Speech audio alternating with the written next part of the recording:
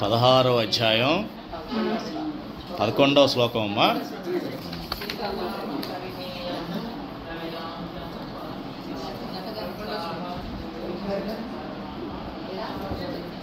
నిన్న ఎక్కడ ఆపాము మనం? అదే ఎవరు చదవాలి? మొదలు పెట్టండి. అది అయిపోయాక ముందుకు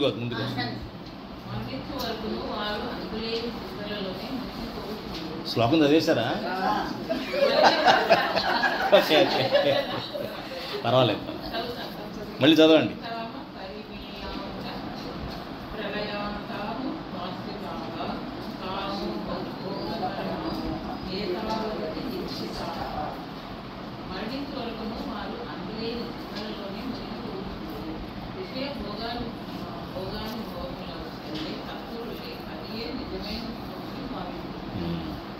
చింతానుపరిమేయాం చ చింతామ ప్రళయాంతాముపాశ్రితాః కామోపభోగపరమాః ఏతావదితి నిశ్చితాః.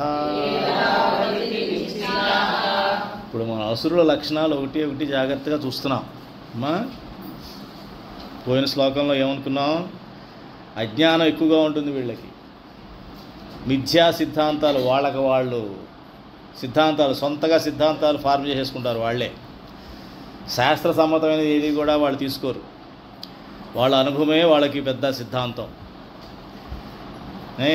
అలాగే శాస్త్ర విరుద్ధంగా ప్రవర్తిస్తూ భ్రష్టాచారులై ఉంటారు అని మనం పోయిన శ్లోకంలో చదువుకున్నాం. ఎందుకు అట్లా చేస్తారు అంటే, అజ్ఞానంతో వాళ్ళు ఉన్నా కూడా లౌకిక వ్యవహారాలతో ప్రస్తుత సమాజ పరిస్థితులతో పోల్చుకొని మిగిలిన వాళ్ళకన్నా కనుక ఎక్కువ స్థాయిలో ఉంటే ఇంతకన్నా ఏం కావాలి? బోళ్ళు సంపాదించాను, బోళ్ళ సుఖం ఉంది, నాకు బ్రహ్మాండమైన పదవి ఉంది, బ్రహ్మాండమైన అంతస్తులు ఉన్నాయి, ఆస్తులు ఉన్నాయని విర్రవీగుతూ తన సొంత సిద్ధాంతాలు మొదలు పెడతాడు. ఎలా మొదలు పెడతాడు? ఎవరో వచ్చి అడుగుతారు, అయ్యా చాలా విజయం అండి మీది, మీ విజయానికి రహస్యాలు ఏంటి అని అడుగుతారు. ఇక ఆడు కూర్చొని ఆ సిద్ధాంతాలు మొదలు పెడతాడు. శాస్త్ర సమ్మతంగా ఏది ఉండదు అక్కడ. శాస్త్ర సమ్మతంగా మేము ఏం చేస్తేనే కదా, ధర్మహితంగా ఏం చేస్తే కదా చెప్పడానికి. సో వాడి సొంత సిద్ధాంతాలు మొదలు పెడతాడు. ఒకప్పుడు ఎంత ₹2 ఉండేది, ఇవాళ ఎంత నాకు ఆస్తి తెలుసా మీకు అంటాడు. ఎట్లా ఇంద్రాలాగా మామూలుగా ధర్మ ప్రకారంగా అయితే అవ్వదే. అయ్యి ఎవరికి కావాలండి? డబ్బుకి లక్ష్మికి ఏమన్నా ఇది ఉందా? దానికి ఏం లేదు కదా. ఎక్కడి నుంచి వచ్చిందో కానీ తెలియట్లా. ఆ లక్ష్మి వచ్చి మనకు అంటుకుంటూ, గాలిలో ఎలాగైతే ఆత్మ దుర్గంధాలను తీసుకొని అలా వెళ్ళిపోతుందో, వాసన తీసుకు వెళ్ళిపోతుందో, అలాగే వీడు తెచ్చుకున్న లక్ష్మి కూడా వాడి దుర్గంధంగా అంటుకొని వాసనగా వాడితో పాటు వస్తుందన్న విషయం మర్చిపోతాడు. కారణ శరీరంతో పాటు అది వచ్చేస్తుంది వాడితో పాటు. ఇక్కడ అనుకుంటాడు, డబ్బుకేముందండి, ఎవరిచ్చినా ఎవరు తీసుకుంటాం, లేదా దొంగోడి తీసుకుంటాం, వ్యభిచారి దగ్గర వచ్చిన డబ్బులు ముట్టుకుంటాం, ఏమో అడగం. ఈ డబ్బులు ఎలా వచ్చినాయి అడుగుతామా? అడగము. ఎంజాయ్, డబ్బు తెచ్చుకో, ఎంజాయ్ చేసేయి. ఈ రకంగా ఎవరి సిద్ధాంతాలు వాళ్ళు చెప్పుకుంటూ పోతాయి, అజ్ఞానంగా ప్రవర్తిస్తారు అని చెప్తూ ఇప్పుడు ఈ శ్లోకంలో ఏం చెప్తున్నారు? పోనీ ఎప్పుడన్నా వాళ్ళు మధ్యలో ఏమన్నా జ్ఞానం తెచ్చుకోవడానికో, మారడానికో, శుభ్రంగా ఉండడానికో, సత్సంగానికి గురించి వెళ్ళడం ఆయన చేస్తారా అంటే చెయ్యరు. ఎప్పటి వరకు ఉంటారు ఇట్లా? మరణం వచ్చే వరకు కూడా. అరే ₹2 నుంచి వాళ్ళ 200 కోట్లకు వచ్చాను కదా, ఆగుదాం పోనీ ఇక్కడన్నా, నా వయసు వచ్చేసింది, 70 సంవత్సరాలు ఆల్రెడీ, తిన్నది అరగదు, తినాలంటే ఆకలేదు, ఎందుకంత అవసరమా అని ఒక చిన్న ఆలోచన కూడా వాళ్ళకి రాదు. అంతులేని చింతల్లోనే మునిగిపోతూ ఉంటారు వాళ్ళు పైగా విషయభోగ అనుభవాలు అందే తత్పరులై ఉంటారు. అమ్మ ఇప్పుడు చెప్పారు చూసారా, సుఖాలు కూడా గుర్తు తెచ్చుకోవచ్చు అన్నారే, ఇదే విషయభోగాలు ఏవైతే బాగా. అప్పుడండి 75లో 5 స్టార్ హోటల్కి వెళ్ళాం. అప్పుడు ఎంత బాగుంటుంది అనుకున్నారు అసలు. మళ్ళీ ఎంజాయ్ చేసేవాళ్ళు నిజంగా. ఇప్పుడు అందరూ వయసులో ఉన్నారేమో, మా అక్క చెల్లెళ్ళు, మా అన్నదమ్ములు, మా బావగారులు అందరూ కూడాను. అసలు ఆనందం ఎక్కడుందండి? అవసరమా? ఈ విషయ భోగాలనే వాళ్ళు నెమరేసుకుంటూ ఉంటారు. ఎలాగైతే గేద గడ్డి ముందుగా ఆపగా తినేస్తుంది, అది తినేసి పడుకొని అంటూ ఉంటుంది, నెమరేస్తూ ఉంటుంది. అది జీర్ణం కాంది ప్రతిదీ నెమరేస్తాం. ఎప్పటికయ్యేది ప్రస్తుతం అప్పటిదంతే, అయిపోయింది. అది ఆ కాలం లేదు, ఇక అవతారం అయిపోయింది. మళ్ళీ ఈ అవతారం గురించి రాముడే కృష్ణుడే మాట్లాడలేదు, రామావతారం మాట్లాడాడు ఎక్కడన్నా? అయ్యా నేను రామవుతాను అప్పుడు రామవుతాను అన్నాడా? అనలేదే. చనిపోయేటప్పుడు కూడా నా బాల్యం యశోద మా అమ్మ ఎంత బాగా చూసింది అన్నాడా?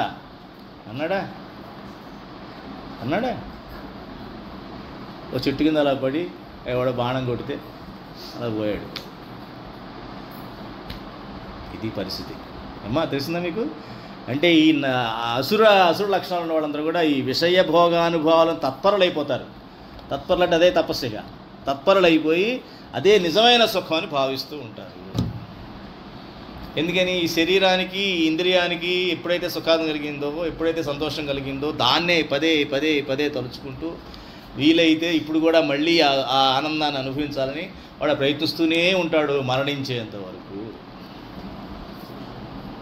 అది అసురుల లక్షణం. నెక్స్ట్,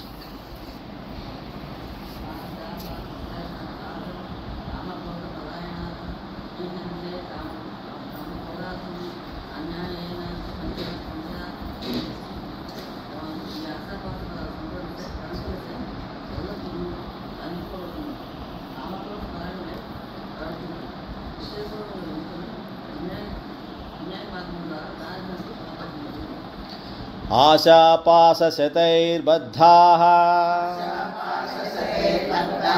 కామక్రోధపరాయణాః ఈహంతే కామభోగార్థం అన్యాయేనార్థసంచయాన్. అన్యాయే అర్థ సంచయాన్. అన్యాయంగా, అధర్మంగా, అన్యాయ మార్గాల ద్వారా ధనార్జనకి పాల్పడుతూనే ఉంటాడు. ఎందుకని? ఇంకొంచెం విషయవాంఛలు ఎక్కువ ఎంజాయ్ చేయొచ్చు, ఇంకొంచెం ఆనందం ఎక్కువ తెచ్చుకోవచ్చు. 3 స్టార్ల 5 స్టార్కి వెళ్ళొచ్చు, 5 స్టార్ అలా 10 స్టార్కి వెళ్ళొచ్చు. ఈ శరీరం, ఇంద్రియాలకు సంబంధించిన సుఖభోగాలు తప్ప ఆ యొక్క సుఖభోగాల యొక్క తత్పరతలో వీడికి మంచి ఏంటో, చెడు ఏంటో, ఇది ధర్మం ఏంటో, అధర్మం ఏంటో ఏమి వాడి కంటికి కనిపించవు. కాబట్టి ఈ రకంగా ఉన్న ఎవడైనా సరే అసురుడే, గుర్తుపెట్టుకోండి. కూడా అసురుడు అన్నవాడికి దూరంగా ఉండాలి, లేకపోతే వాళ్ళు మనల్ని ఇన్ఫ్లుయెన్స్ చేసేస్తారు. ఎలా ఇన్ఫ్లుయెన్స్ చేస్తారంటే అంతే, ఆ గుంపులో మనం లాగేస్తారు. ముందు గుంపులో లాగుతారు, మన గుంపులోకి వెళ్ళిపోతాం. వెళ్ళంగానే తప్పించుకోలేం. సత్సంగం అయినా బలహీనంగా ఉంటుందేమో కానీ కుసంగం బలంగా ఉంటుంది. కుసంగం చాలా స్ట్రాంగ్గా, తీయగా బాగుంటుంది, రుచిగా, అదేమి చాలా బాగుంటుంది. అది తెలుసుకొని స్వీట్ పాయిజన్ అది పాయిజన్ అని తెలిసేలాగా తినేసి ఉంటాం మనం. స్వీట్గా ఉంది కదా అని. ఆ తర్వాత మన బతుకంతా బందర్ బస్ స్టాండే. అది కాబట్టి ఆశాపాశ పరంపరలచే ఎల్లప్పుడూ బంధించబడి ఉంటారు. ఎప్పుడు ఆశ అందులోనే బంధించబడి ఉంటారు. కామక్రోధ పరాయణులై ఉంటారు. ఓ పక్కన కోరికలు, అది తీర్చుకోవడం కోసం కోపం. ఎవడని అడ్డుపడితే కోపం వాడికి, ఆడిని అడ్డుపడ్డాడు అనుకో కోపం, లాభం ఎక్కువ రావట్లేదు అనుకో కోపం, అనుకున్నది సాధించట్లేదు అనుకో కోపం, ఓ పక్కన వయసు అయిపోతుందని కోపం, ఆయుష్ తగ్గిపోతుందని కోపం, ఇంకా సంపాదించలేకపోతున్నాను అనేటువంటి కోపం. అన్ని కోపాలే. ఎందుకని? మూల కారణం ఏమిటి? కోరిక, కామం. ఆ కోరిక చావనంత వరకు ఈ కోపం చావదు. సో ఈ 2 కామక్రోధాలను పట్టుకొని ప్రవర్తిస్తూ ఉంటారు. విషయభోగాలను కూడా పట్టుకొని ఏలాడుతూ ఉంటారు. ప్రేతాల్లాగా. మన పిశాచాలు ప్రేతాలు అంటేనే వీళ్ళు భూమి మీద ఉండేటువంటి ప్రేతాలు ఇవన్నీ. నెక్స్ట్,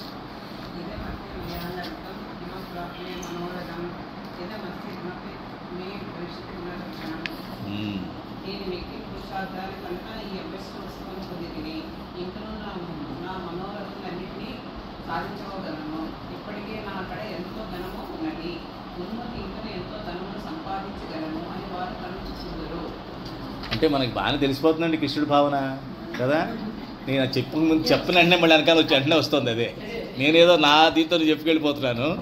అంటే ఏంటంటే మనం కనుక ఒక ఆలోచన పద్ధతి భగవంతుడి వైపు కనుక వాళ్ళు షూట్ చేసి పెడితే ఏమా లైట్ ఎక్కడి నుంచి ఎక్కడికి వెళ్తుంది ఎక్కడి నుంచి తెలియదు, ఇంకా రెండు కలిసిపోతాయి.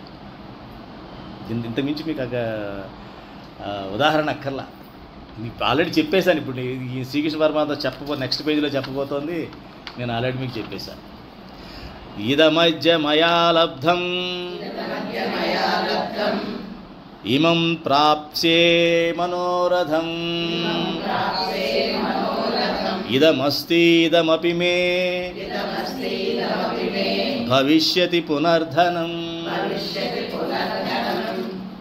నేను మిక్కిలి పురుషార్థిని అంటే నేను సక్సెస్ఫుల్, నేను చాలా విజయం సాధించిన వాడిని కనుక నాకు అంత కష్టపడ్డాను కాబట్టి నా గొప్పతనం కాబట్టి నాకు ఇది ఎన్ని వచ్చినాయండి. వీటిని వచ్చినాయా? ఇంకనూ నా మనోరథాలు ఇంకా చాలా ఉన్నాయి, అవన్నీ సాధిస్తా. ఇప్పటికే నా దగ్గర బోల్డ్ డబ్బు ఉంది, ముందు ఇంకా ఎంతో ధనాన్ని నేను సంపాదించగలను. దీని ఏమంటారు? మదం అంటారు. ఏం మదం ఇది? ధనమదం. ధన మదం. ఈ మదం పోవాలంటే దమం కింద మారాలి. మతం పోవాలంటే దాన్ని అటు తిప్పాలి. దమం, నిగ్రహం, ఇంద్రియ లోలత్వం తగ్గించుకోవడం, వయసుకి గౌరవం ఇవ్వడం, భగవంతుడు వరంగా ప్రసాదించిన మానవ జన్మని గౌరవించడం. ఇది నాది కాదురా, నీకేదో పూర్వజన్మలో ఏదో రాసి పెట్టుంది, అదేదో నీకు వచ్చింది, అదేదో ఎంజాయ్ చేసి ఏడు, తర్వాత భగవంతుడి దగ్గరికి వెళ్ళు. నీ గొప్పతనంగా రాక్షసులా వర్రవిపోతున్నావేమిటి? ఈ ఏదో మానవ శరీరం వచ్చిందే భగవంతుడి అనుగ్రహం వల్ల. దీన్ని గౌరవించు. అది ఎందుకు వచ్చిందో ఒకసారి చూసుకో. అది ఎందుకు వచ్చింది అని లక్ష్యం ఇప్పుడన్నా తెలుసుకో. ఇప్పుడు ఇలా ఉన్నావు, నెక్స్ట్ జన్మకి ఏమవుతావో ఏం తెలుసు? ఆ కరెన్సీ నోట్ల మధ్య చేత కింద పుడతావో ఎవడో తెలుసు, అవునా కదా?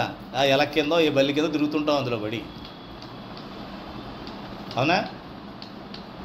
అలా ఎందుకు అనుకోడు అంటే శాశ్వతం అనుకుంటాడు అమాయకంగా. నీది శాశ్వతం ఇది అనుకుంటాడు. ఈ శరీరం శాశ్వతమా? ఉఫ్ అంటే ఎగిరిపోద్ది. ఇది లోన ప్రాణం ఏం జస్ట్ గాలే కదమ్మా. ప్రాణం పెద్ద ఏమన్నా ఇదే ఏంటేమన్నా దాన్ని గట్టికి పేకాలా ఏంటేమన్నా? ఉఫ్ అంటే వెళ్ళిపోతుంది. భగవంతుడు ఊరినే అలా ఉఫ్ అన్నాడంటే ఇది వెళ్ళిపోయిందని లెక్క. మరి ఏం చూసి విరగిపోతున్నావు నువ్వు? ఉఫ్ అంటే పోయే ప్రాణానికి కూడా. అది అంటే అంత అజ్ఞానం. దీనివల్ల ఏమంటాం? అజ్ఞానంతో కూడినట్టు మదం. అజ్ఞానంతో కూడిన మదాన్ని ఎవ్వడు బాగు చేయలేడు. వాడి సహచర్యంలో ఉన్నవాడు వాడి కర్మ అనిపిస్తాడు. వాడు అదో పెద్ద బాధ. ఇటువంటి వాడు పక్కన మనం ఉన్నామంటే చాలా కష్టపడాలి. మనం కష్టపడాలి. వాడేం కష్టపడ్డాడు? వాడు హ్యాపీగా ఉంటాడు. మనం కష్టపడాలి. జ్ఞానం ఉన్నవాడు ఈ అజ్ఞానం ఉన్నవాడు పక్కన ఉంటే వీడు చచ్చాడే. వీడు 4 జన్మల పని ఒకేసారి చేయాల్సి వస్తుంది. రాబోయే 4 జన్మలు కూడా ఈ జన్మలో కష్టపడితే తప్ప వీడి ప్రభావం వీడి పడకుండా రక్షించుకోగలుగుతాడు. కానీ లేకపోతే వాడితో పాటు కొన్ని జన్మలు తప్పు, ఆ మురికిలో పడిపోతాడు వీడు కూడా. అది నెక్స్ట్. సంపాదన అన్నది లేదమ్మా. సంపాదన అన్నది లేదు. ధర్మం, కర్మం. నేను ఈ పని చేస్తున్నాను, దానికి సంబంధించి ధర్మంగా శాస్త్రయుతంగా చేస్తున్నానా లేదా? వచ్చిన దాంట్లో 3 పనులు చేయాలి. ఏంటవి? యజ్ఞ, దాన, తపస్సులు చేయాలి. ఆ డబ్బుతో నువ్వు చేస్తున్నావా, దాచుకుంటున్నావా? దాచుకుంటే పాపం. సృష్టిలో ఏది ఎప్పుడు ఎక్కడా దాచుకోదు. టైంని దాయగలమా? నీళ్ళని దాయగలమా? దాస్తే ఏం జరుగుతుంది? నీళ్ళలో పురుగులు పడతాయి, పాచి వస్తుంది. అదే పాపం. దుష్కర్మలన్నీ ఆ దుష్కర్మల కింద మారి అవి మనల్ని ఏం చేస్తాయి? మనల్ని తినేస్తాయి. క్యాన్సర్ లాగా మనల్ని తినేస్తాయి. సృష్టిలో ఏది కూడా కాలంతో సహా ప్రవహించేవే. డబ్బు పేరు కూడా కరెన్సీ అన్నారు. కరెన్సీ అంటే కరెంట్ అంటే ఏంటి? ప్రవహించేదాన్ని కరెంట్ అంటే. ఎవరైతే దానికి ప్రతిబంధకంగా ఏలు పెడతారో, కాలు పెడతారో ఫ్లో అవ్వకుండా ఆ పాపం వీడు చుట్టుకుంటుంది. ఈ మూడు చేయాల్సిందే. నీకు ఇచ్చిన సంపాదన నీకు ఇచ్చాడంటే నీకు భగవంతుడు నీకు ఇచ్చినటువంటి అదృష్టం. యజ్ఞాలు ఎక్కువ చేయి, దానాలు చేయి, తపస్సు చేయి, వాటికి వాడు వీటిని. అదే అన్నాడు కదా అర్జునుడు శ్రీకృష్ణుడు, మరి పిచ్చాడా నువ్వు చంపుతావు అనుకుంటున్న వాళ్ళని, వాళ్ళు ఆల్రెడీ నువ్వు చంపని పోతారు, వాళ్ళు చచ్చిపోయారు నా దృష్టిలో, నువ్వేంటి చంపేది? ఆ కీర్తి నీకు ఇస్తున్నాను, క్షత్రుడిగా నిన్ను పుట్టించి ఆ కీర్తి నీకు వస్తుందిలే, నేను ఇచ్చిన గిఫ్ట్ అది. నిన్ను ఎంచుకున్నాను నిన్ను నేను ఎంచుకోవడం నీ అదృష్టం. ఇవాళ నేను మీ సత్సంగం చెప్తున్నానంటే నా గొప్పతనమా? భగవంతుడు నన్ను ఎంచుకున్నాడు, నా అదృష్టం, నా భాగ్యం అది. దాన్ని ఎంత కృతజ్ఞుడై ఉండాలి, ఎంత ఉండాలి? ఇవాళ 30 మంది చెప్తే రేపు పొద్దున 300 మందికి నా ఇది వెళ్ళాలి. అదేనమ్మా, వింటున్నారని కాదు, అది కూడా నేను ఎదురు చూడను. భగవంతుడు నన్ను ఒక సాధనం కింద వాడుతున్నాడు, ఆయనకి నేను ఇంకా ఎక్కువ ఉపయోగపడాలని కోరుకుంటాను. ఆయన ఇచ్చినటువంటి ఆయుష్ కానీ, ఆయన ఇచ్చినటువంటి నాకు ఇచ్చినటువంటి శక్తి కానీ, అవన్నీ ఆయనవే, నావి ఏవి లేవు. ఆయన ఎందుకు ఇచ్చాడంటే నా అదృష్టము. ఎందుకని అదృష్టం అంటున్నాను?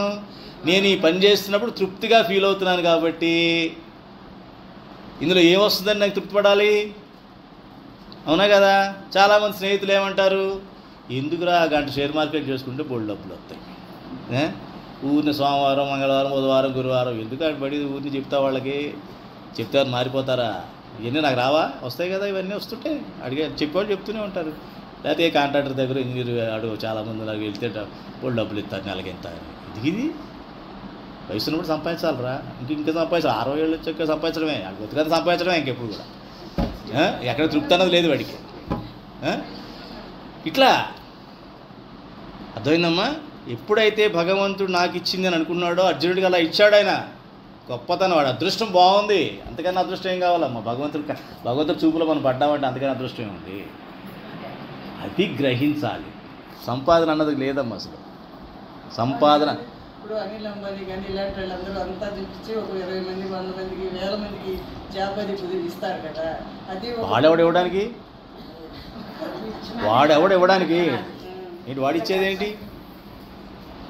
నేను చెప్పాను కల్పించాడు కదా అనకూడదు. వాడేవాడండి, భగవంతుడు ఇచ్చాడు.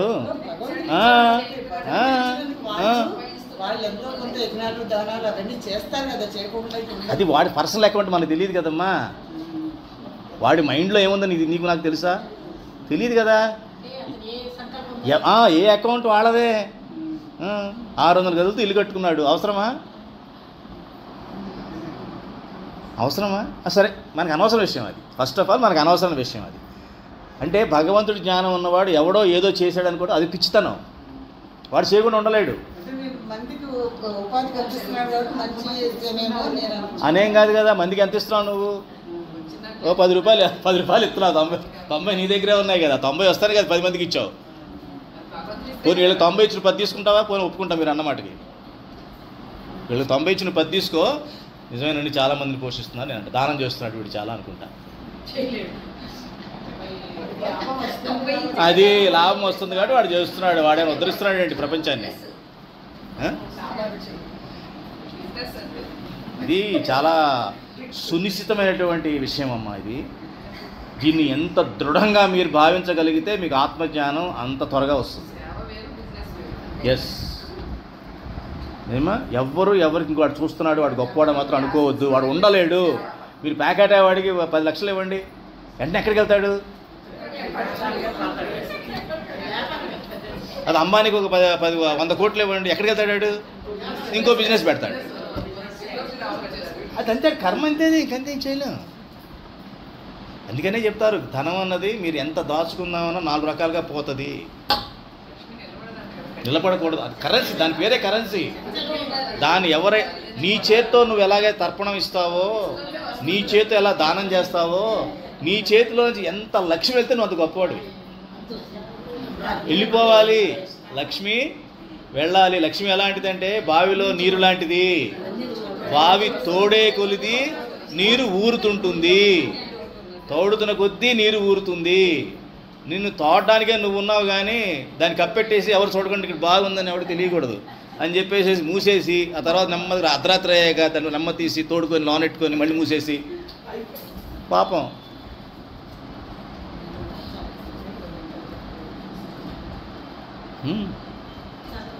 అంటే కుల్లా మాట్లాడుకుంటే ఇదమ్మా, లేదు మీరేం ఫీల్ అవుతారో పాపం శ్రీరత్ గారు ఇప్పుడు నుంచో తెలుసు, ఆహల్ గారు ఏమనుకుంటారో, అల్సి గారు ఏమనుకుంటారో అని నేను నెమ్మదిగా నంగిగా. అవును, అసలు భిక్షగాడు అన్నది లేదమ్మా, వేయకూడదు మనం. ఇంకోటి తెలుసా, అపాత్ర దానం చేస్తే ఆ పాపం మనకు అంటుకుంటుంది అమ్మా. అపాత్ర దానం చేస్తే ఆ పాపం మనకు అంటుకుంటుంది. నువ్వు ఇచ్చే డబ్బుతో వాడు ఏదో పని చేస్తా ఏదో పని ఉన్నా అలా అవన్నీ కూడా నాకు అంటుకుంటాయి, ఆ పాపం మనకు వస్తుంది. దానం ఇమ్మన్నారని చెప్పేసి ఊరిని తీసుకెళ్ళిపోయి ఎవడ పడితే దానికి ఇచ్చేయకూడదు. అమ్మా అది కూడా మనం అనకూడదమ్మా, అది భగవంతుడు సృష్టిలో వాడు పుట్టాడు. మనం ఎవరిని కామెంట్ చేయడం కానీ, నీ ఒళ్ళు బాగుంది కదా పని చేసి మనకి ఎందుకు అనవసరం. అది అప్పుడు నవ్వున వేసిపోతాడు, నీకు ఎందుకు ఇస్తే లేదు ఎందుకు మాడతావు అంటాడు. నేను అడిగాను, నువ్వు ఇస్తే ఇవ్వు లేదా నోరు మూసుకు పక్కకెళ్ళి అంటాడు. అవన్నీ భగవంతుడి సృష్టిలో పురుగులు ఉన్నాయి కదమ్మా, పురుగులు ఉన్నాయి కదా, పక్షులు ఉన్నాయి కదా. అలాగే మనుషులు ఒక్కళ్ళలోనే పురుగులు ఉంటారు, పక్షులు ఉంటారు, నక్కలు ఉంటారు, సింహాలు ఉంటారు, కుందేళ్ళు ఉంటారు. మనిషిలాగే కనిపిస్తాడు వాడు, కానీ ఇందులో ఇన్ని ఉన్నాయి వీళ్ళు. అర్థమైందా మీకు? నేను చాలామంది ఒకప్పుడు అనుకునేవాడిని, ఈ అడుక్కురాళ్ళు ఎక్కడి నుంచి పుడతారని చెప్పి కదా. అంటే సామాజిక పరిస్థితిని బట్టి పుడతారు. ఇప్పుడు వర్షం వచ్చే ముందు బాగా ఎండ కాసి వర్షం వచ్చే టైంలో పురుగులు వచ్చేస్తాయి. ఎక్కడి నుంచి వచ్చినాయి? అలాగే ఎప్పుడైతే ఈ ట్రాఫిక్ జామ్స్, ట్రాఫిక్ ఆగడాలు మొదలైనయో వీళ్ళు పుట్టారు. అట్లాగే కాలమాన పరిస్థితులు బట్టి, మన కర్మలు బట్టి మనలోంచే పుడతారు కొంతమంది. అది ధర్మం ఫాలో అవుతున్నారనుకో, ధర్మంలో ఎక్కడ బిచ్చగాళ్ళని ఎవరు ఉండరు, బిచ్చగాళ్ళు అనేది ఎవరు లేరు మన ధర్మంలో. కేవలం బ్రాహ్మణికే మనం అర్హత ఉంది. భిక్ష, అది కూడా ఆ భిక్ష ఎలాగా, ఆయన ఇంటికి వస్తే మహా అదృష్టం అనమాట. ఆయనకి మాత్రమే మనం భిక్ష ఇవ్వగలగాలి. ఈ ఎవడ బడితే ఆడు వచ్చేసేసి అడుక్కునేవాళ్ళలాగా అవి చేయకూడదు. ఇవన్నీ మీరు వెనక్కి వెళ్ళి ఆలోచిస్తే తెలుస్తుంది. ఈ పనోళ్ళని కాన్సెప్ట్ ఎప్పుడు వచ్చింది? పనోళ్ళ కాన్సెప్ట్ లేదు, అసలు ఉందా? గృహస్థాశ్రమంలో పనోళ్ళని కాన్సెప్ట్ ఉందా? లేదు. ఇంట్లో అన్ని పనులు ఇంట్లో వాళ్ళే చేసుకోవాలి. మరి పనివాళ్ళు ఏంటి? ఎప్పుడైతే నగరాలు పెరిగినాయో, పట్టణాలు పెరిగినాయో, కొత్తగా పని వాళ్ళు అని వాళ్ళు పుట్టారు.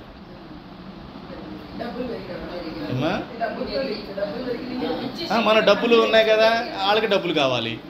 మనం ఈ రెండు మేనేజ్ చేసుకొని పనోళ్ళు పుట్టించాం. ఇప్పుడేం జరిగింది? పనోళ్ళు వచ్చాక అసలు పెళ్ళికి అర్థం తెలియక పెళ్లి చేసుకోవట్లేదు జనాలు. అవసరం ఏముంది అంటున్నారు. పెళ్ళి అవసరమే లేదు. ఆ జోమోటోలు ఉన్నాయి, ఈ పనోళ్ళని ఈ గోలంతా పనోళ్ళని చేసి పెట్టడానికి. ఇంకే పెళ్ళి అవసరం ఏముంది? అసలు కర్రీ పాయింట్లు ఉన్నాయి అంతే. చూడండి పరిణామం ఎలా జరుగుతుందో. ఎందుకు జరుగుతున్నాయి? ధర్మాన్ని మనం వదిలేసాం కాబట్టి. అదే శ్రీకృష్ణ పరమాత్మ చెప్పాడు కదా పోయిన అధ్యాయంలో, నాయన నీ కర్మకు నేను బాధ్యుని కాదు, నువ్వే అనిపిస్తున్నావు, నువ్వే చేసుకుంటున్నావు, నువ్వే చుట్టుకుంటున్నావు, తాడుకు నువ్వే చుట్టుకుంటున్నావు, నువ్వే దాని నుంచి బయటపడాలి. నేనేం చేయలేదు. గుణాలు బట్టి నువ్వు ప్రవర్తిస్తున్నావు. ధర్మానికి దూరంగా పోయావు, అనుభవించు. ధర్మానికి దూరంగా పోయావు. లేదు మా నాన్న పోయాడంటే తిట్టుకుని నాకు తెలియదు, ఆడు ఇలాంటి వాడు అయి ఉంటాడు, ఆడు వదిలేసాడు ధర్మం, నువ్వు వదిలేసావు, నీ పిల్లలు వదిలేశారు ఇవాళ. అంతే. ఎవడో వదిలాడు నాకు తెలియదు, కానీ ఎవడో వదిలాడు. మొత్తాన్ని మొదలుపెట్టాడు, మొగర తిప్పడం మొదలుపెట్టాడు. ఆడు తిరుగుతా ఉంది, పోతా ఉంది. రేపు పొద్దున ఇంకేం వస్తాయో తెలియదు. ఫస్ట్ పనివాడానికి కొత్త వాళ్ళు వచ్చారు, ఈ తర్వాత ఇంకెవరు వస్తారో తెలియదు. కొత్త పుడతాయి ఇంకా. అమ్మా ఏమ్మా మెషిన్లు పర్లేదమ్మా. మెషిన్లు ఏంటంటే నాకు సౌకర్యం కోసం, అది నాకు సౌకర్యం కోసం. మనుషులు మారిపోతున్నారు కదా. అదే కేర్ టేకర్లు కూడా వచ్చారు కదా. అందరూ వస్తారు, రకరకాలు వస్తారు. అన్నీ ఏమైందంటే ఈ శరీరానికి సంబంధించినవి పూర్తి చేసుకోవడం కోసం రకరకాలు పుట్టిస్తున్నాం మనం. కానీ ధర్మపరంగా మనం వెళ్ళి ఇందా మీరు చెప్పినట్టుగా కాలాన్ని మర్చిపోయి ప్రదేశాన్ని మర్చిపోయే స్థితికి మనం వెళ్ళినాడు, అక్కడ పరమాత్మ మీకు ఉన్నట్టు లెక్క. అప్పుడు మీ ఆరోగ్యం కూడా మీతో ఉంటుంది. ఎందుకు ఉంటుంది ఆరోగ్యం? అంతో మనం పిచ్చే ఆలోచనలు చెయ్యము, బెంగ చింత ఈ గోలంతా ఉండదు. ఇది సినిమా నడుస్తూ ఉంటుంది, భగవంతుడు అక్కడ ప్రొజెక్టర్ వేస్తూ ఉంటాడు, మనం చూస్తూ ఉండాలంతే. మనం ఏమీ చేయలేము. మనం చేయాల్సిందల్లా ధర్మాన్ని ఫాలో అవ్వు. ధర్మాన్ని ఫాలో అయ్యానా లేదా ఈరోజు? శ్రీకృష్ణ పరమాత్మ చెప్పినట్టుగా నేను జీవించానా లేదా? ఇది ఒక్కటే నిన్ను కోరుకో. అంతేగాని ఎప్పుడూ బెంగ, ఎప్పుడూ చింత, ఎప్పుడూ ఆలోచనే. ఏమిటి పొద్దున వండుకు తినేదానికి 12 గంటలు సూర్యోదయం నుంచి సూర్యాస్తమయం లోపు ఇంత పడాలా క్షోభ. ఇంత చేసి సూర్యోదయం నుంచి సూర్యాస్తమయంలో మహాదైతే 2 టీలు 2 కాఫీలు తాగుతావేమో, ఓ భోజనం చేస్తావు, ఒక టిఫిన్ చేస్తావు. అవి వండుకోవడానికి తినడానికి పెద్ద అడావుడి, ఏమిటో అర్థం కాదు. ఏమ్మా ఇక నానా రకాలుగా ఉండవు. పన్నోళ్ళు వచ్చాక రోగాలు పెరిగినాయి.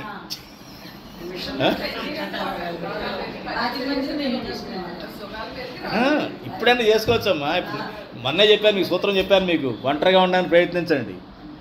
మీరు చేసే పని మీరు ఒక్కళ్ళే చేయండి. మీరు చేసే పని మీరు ఒక్కళ్ళే చేయండి. ఎందుకు మీరు ఆరోగ్యంగా ఉండరో, ఎందుకు మీ మనసు ప్రశాంతంగా ఉండదో, ఎందుకు శ్రీకృష్ణ పరమాత్మ మీ మనసు లగ్నం అవ్వదో అప్పుడు నన్ను అడగండి, నేను చెప్తాను. ముందు చేయండి. పరమాత్మ ఎందుకు మీకు ప్రసన్నం కాడో నేను చెప్తా. చాలా సింపుల్. మన కింద కూర్చోగలం, కుర్చీ ఎక్కడుంది? కింద పడుకోగలం, మంచం ఎక్కడుంది? మంచం లేదు, పడుకోను, నిద్ర వస్తుంది పక్కన. అంటే ఏం చేసాం? దీనికోసం నువ్వు బతుకుతున్నావు. భగవంతుడు ఇచ్చిన సుఖాన్ని, నిద్రని నువ్వు నెగ్లెక్ట్ చేస్తున్నావు దీనికోసం, దీనికి ఇచ్చే సుఖం కోసం. భగవంతుడు ఇచ్చిన శక్తిని కూడా కూర్చోగలవు, లేవగలవు, అయినా కూర్చోను. కుర్చీ లేదు ఇక్కడ, కింద ఎందుకు కూర్చుంటా? కూర్చోగలవు కదా. ఒకప్పుడు కింద కూర్చొని తినేవాళ్ళం కదా బాసి పట్టేసుకొని. మరి వాళ్ళు కొత్తగా నా పెద్ద ఇదేంటి మనకి అంటే వయసు వచ్చింది కూర్చో, అది వేరే విషయం. వయసులో ఉన్నవాళ్ళు కూడా ఎవరి కింద కూర్చుంటున్నారు? పెట్టేసుకొని బాసి పట్టేసుకొని హాయిగా చక్కగా కూర్చునేవాళ్ళం. ఇవన్నీ మన ముందు జరిగిన మార్పులేనా, కొత్తగా ఏమైనా వచ్చాయా? మార్పులే. అంటే మనం ఏం చేస్తున్నాం, దానికి అనుకూలంగా వెళ్ళిపోతున్నాం. కానీ ఈయనకి అనుకూలంగా మటుకు ఎప్పుడు వెళ్ళాం. ఈయనకి అనుకూలంగా వెళ్తే జీవితం అంతా ఆనందంగా ఉంటుంది. ఈ బాడీకి అనుకూలంగా వెళ్తే ఎప్పుడోసారి మనకు హ్యాండ్ ఇస్తుంది ఇది, ఎప్పుడోసారి. ఎందుకంటే ఇది అశాశ్వతము, రోగభూయిష్టము, ఎప్పుడు మూలపడద్దో తెలియదు. ఇది సడన్గా హ్యాండ్ ఇస్తుంది. అప్పుడు మనం కుయ్యోమోరో అంటాం, అవునా కదా? అది నెక్స్ట్.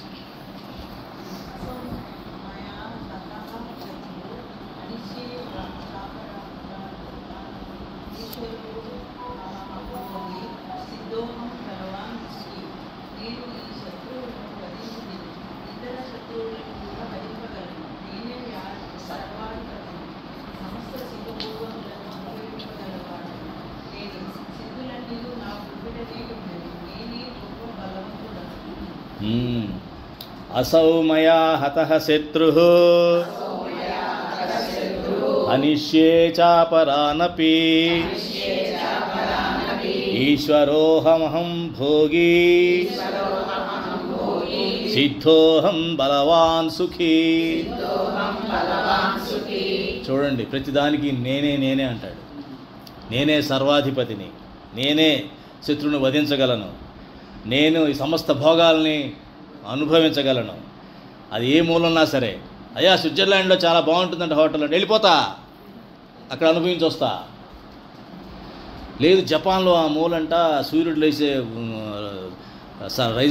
రైజింగ్ ల్యాండ్ ఆఫ్ ఇది కదా, అక్కడ సూర్యుడు ఉదయించినప్పుడంట అక్కడ అసలు అలాంటి హోటలు, అలాంటి యొక్క పార్క్ ఎక్కడా లేదంట, భూమి మీద లేదంట. అంటే అవునా, చలో వెళ్తా. సో అది కూడా నేను భోగాల్ని అనుభవించగలను. సిద్ధులన్నీ నా దగ్గరే ఉన్నాయి. ఏడు సిద్ధులు ఎవడో ఇచ్చేదేంటి భగవంతుడు? అన్నీ నా దగ్గరే ఉన్నాయి. అట్లాగే నేనే గొప్ప బలవంతుడిని. ఇది మదం అన్నమాట. ఈ మదం తర్వాత డంబం వస్తుంది, డాంబికం వస్తుంది. నెక్స్ట్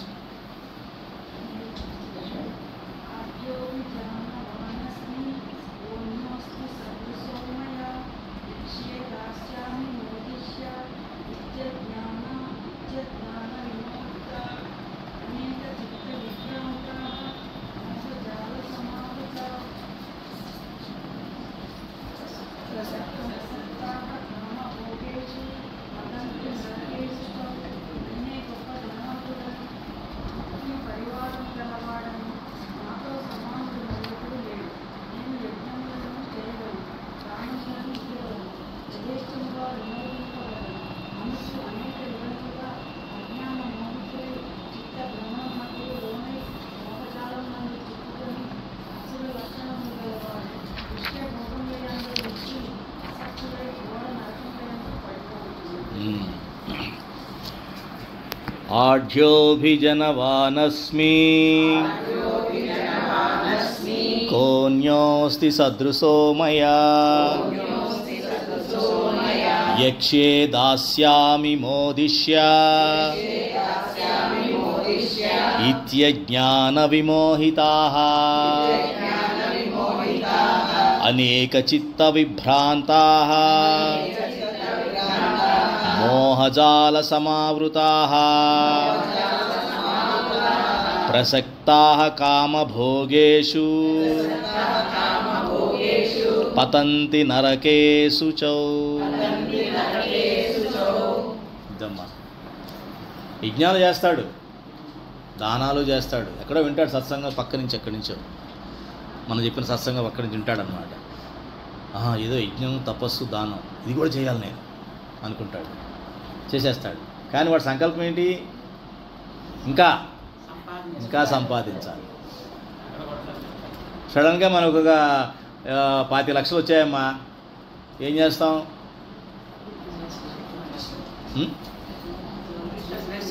చెప్పడానికి చాలా తెలివైన వాళ్ళు ఉన్నారు.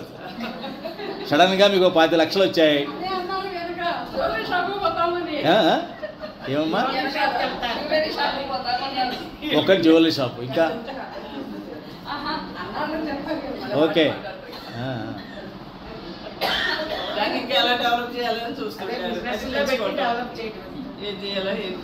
డెవలప్ బిజినెస్ చేయడానికి మీకు అంత తెలివితేటలేవు అనుకుందాం.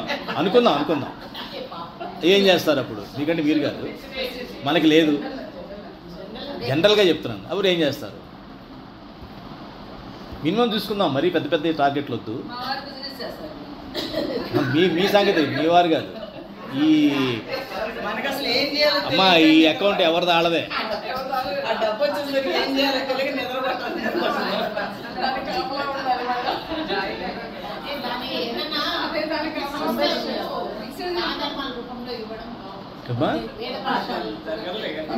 అది జరగదులేండి, మనం ఏదో అనుకుంటాం. కానీ జనరల్గా ఇన్ జనరల్ ఏం చేస్తామంటే అర్జెంటుగా బ్యాంకులు ఇంట్రెస్ట్ రేట్లు చూస్తాం. అందులో మళ్ళీ ఏ బ్యాంక్ ఎక్కువ ఇంట్రెస్ట్ ఇస్తుంది మొదలవుతుంది అక్కడ. అంటే దీన్ని అర్జెంటుగా ఏదో మంచి ఇంట్రెస్ట్కి ఇచ్చి నేను తృప్తి పడతాను అనమాట. అవునా? అంటే ఏంటి?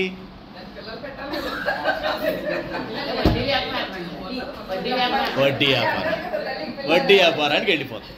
అవునా? అంటే ఏంటన్నమాట, మన మనస్సు ఎప్పుడు కూడా ఎట్లా చేస్తుందంటే నాకేంటి అని ఆలోచిస్తుంది.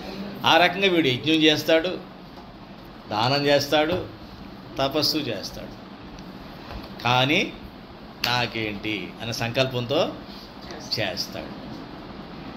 ఇప్పుడు ఆవిడన్నారు బిజినెస్ చేస్తాను 25 లక్షలని, ఇంకో ఆవిడ ఇంకోటి ఏదో అన్నారు. ఏదో నాలాంటాడు మీలాంటాడు ఏదో బ్యాంకులో వేసుకుంటాడు, ఎంతో కొంత ఇంట్రెస్ట్ అనుకుందాం. ఏమంటాడంటే పక్కడు వాడు వచ్చేమంటారంటే, ఇంత అమాయకులు ఏంటండి, 10 లక్షలు పెట్టండి, షాద్ నగర్లో ప్లాట్ పెడితే 4 ఏళ్లలో 1 కోటి రూపాయలు అవుద్ది అంటారు. నెంబర్ 1.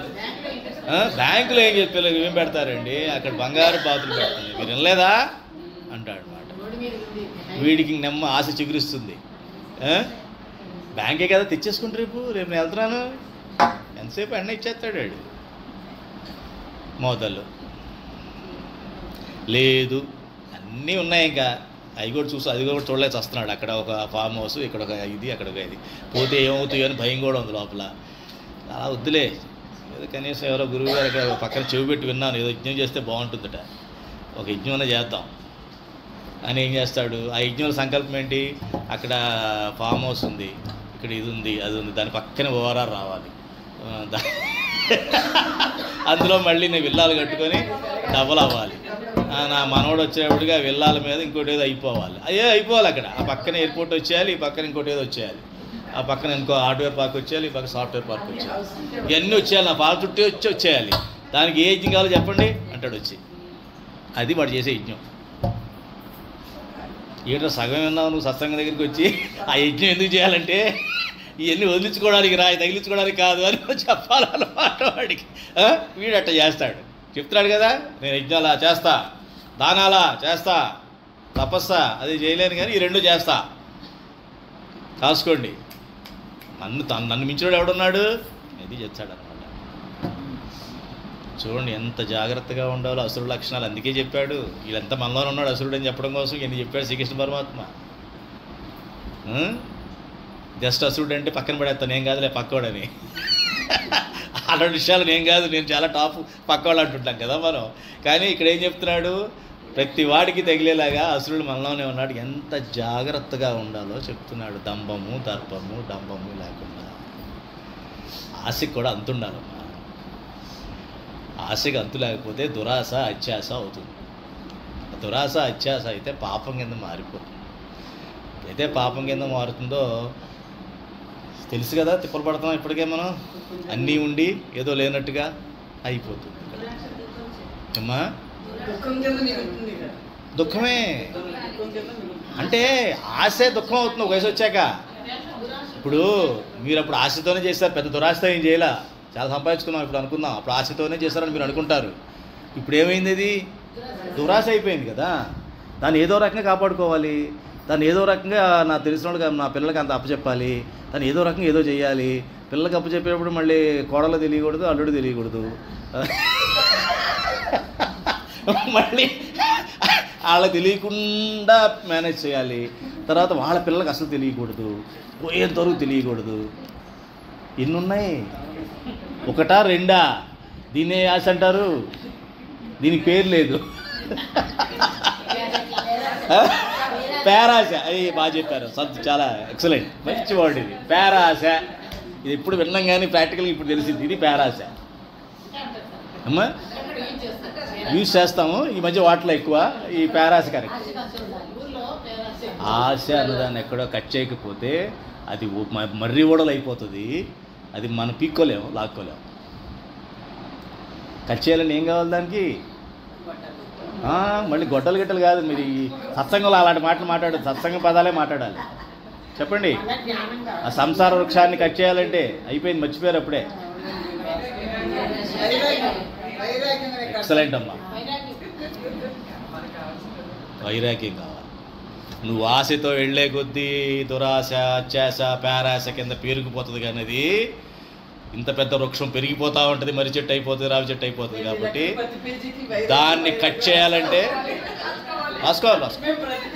ఆవిడ మనసులో రాసుకున్నారమ్మా, సంతోషం. నాకు ఎంత ఆనందంగా ఉందో ఇవాళ, చాలా ఆనందంగా ఉంది. సమయానికి, దీన్నే సమయస్ఫూర్తి అంటారు.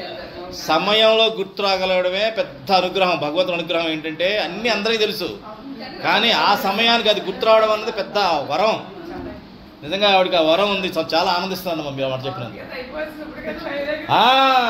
Excellent excellent. మీరు ఈ భగవద్గీత కంప్లీట్ చేసేటప్పటికి మీలో వైరాగ్యం అనేది రాకపోతే మటుకు మళ్ళీ కుక్కతోక వంకర. ఎన్నో జన్మలు వంకరగానే ఉంటుంది.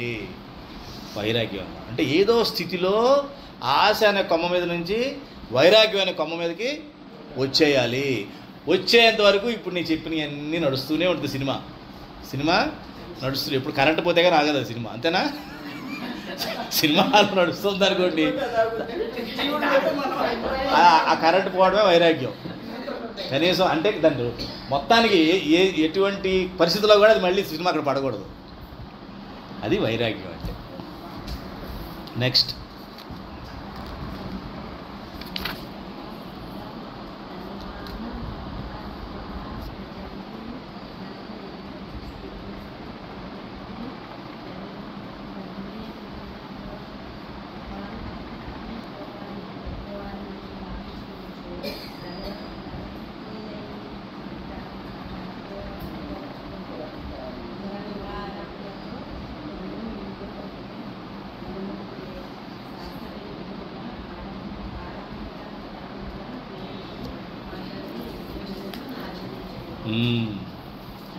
ఆత్మసంభావితాః స్తబ్ధా ధనమానమదాన్వితాః యజంతే నామ యజ్ఞైస్తే దంభేనా విధిపూర్వకం. అంటే వాడికి వాడే గొప్ప అనుకుంటూ గర్వోన్మత్తులై ఆ ఉన్మత్తుడైపోతాడు. ఉన్మత్తుడు పిచ్చాడైపోతాడు. ఆ గర్వంతో పిచ్చెక్కిపోతుంది వాడికి. గర్వం లేకుండా ఉండలేడు. ఇక ఒక ఉన్మాదంతో ప్రవర్తిస్తాడు. ఒక సామాన్యమైన వ్యక్తిలాగా ఆరోగ్యకరమైన మనిషిలాగా వాడి బిహేవియర్ కానీ వాడి ఆలోచన కానీ ఉండదు. ఆ దురహంకారంతో కన్ను మిన్ను గానక ప్రమత్తులై శాస్త్ర విరుద్ధంగా ఆడంబర ప్రధానంగా పేరుకు మాత్రమే యజ్ఞములను ఆచరిస్తారు. నేను చెప్పా కదా, ఉన్న పేరుకి అక్కడ సత్సంగం పక్కన వింటాడు, వినేసేసి యజ్ఞం చేయమంటాడు. అక్కడ యజ్ఞం ఫోన్లే పిలిచాడు కదా, మనం వెళ్ళామనుకో పెద్ద పెద్ద ఫ్లెక్సీలు ఉంటాయి, 10 ఫ్లెక్సీలు ఉంటాయి దారమ్మట. హోమం ఎక్కడ కనపడదు, యజ్ఞం హోమం ఇవే కనపడుతుంటాయి. ఎక్కడ మాస్టర్ యజ్ఞం అని చెప్పారు, వచ్చావు ఎక్కడ ఎక్కడ ఎక్కడ అంటే ఫ్లెక్సీ చూసారా ముందు, చూసి నేను చేస్తున్నాను అంటాడు. ఆహా అక్కడ చూసారా ఫ్లెక్సీ, ఇదే కదా అక్కడ పెట్టావు కానీ అది కూడా చూడండి. అక్కడ మొత్తం 10 పెట్టించానండి. మీరు అక్కడ కనపడండి, రోడ్డు మీద కనపడలేదు మీకు, కనిపించింది ఆ రోడ్డు అక్కడి నుంచి పెట్టించారండి. యజ్ఞం ఎక్కడరా, కాసేపు దండం పెట్టుకుంటాను, అదేదో కాసేపు నిలబడతాను అక్కడంటే ఆ పంతులు గారు చేస్తున్నానండి. అదే ఆ ఫ్లెక్సీ పక్కనే ఉంటుంది, అది కూడా మళ్ళీ ఫ్లెక్సీ చెప్తారు. అది కూడా ఆ ఫ్లెక్సీ పక్కన ఏదో చిన్న మంట వెళ్తుంది సార్, అదేనండి యజ్ఞం, వెళ్ళండి అంటాడు. ఇది అటు చేసే యజ్ఞం. ఏమిటి యజ్ఞం ఇది, దీన్ని ఏమంటారు యజ్ఞం?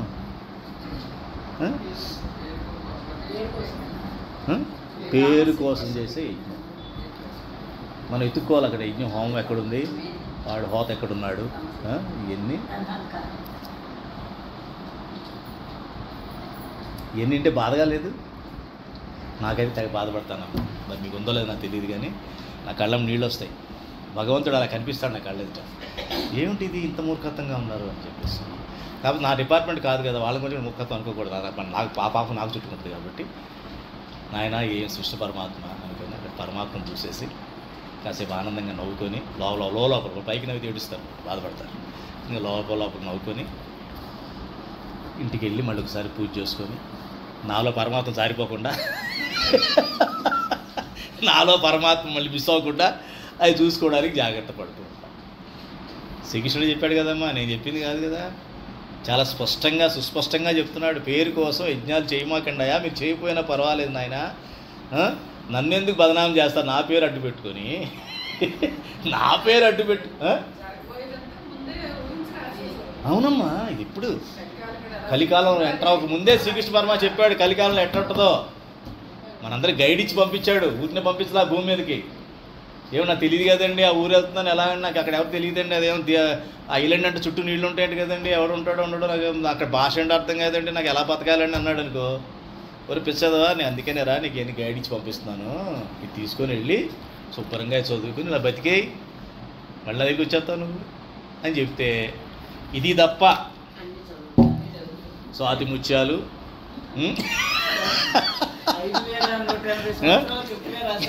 అదే కలియుగం రాకముందే కలియుగంలో ఉండే పరిస్థితి బట్టి ఆయన ఊహించి చెప్పాడని.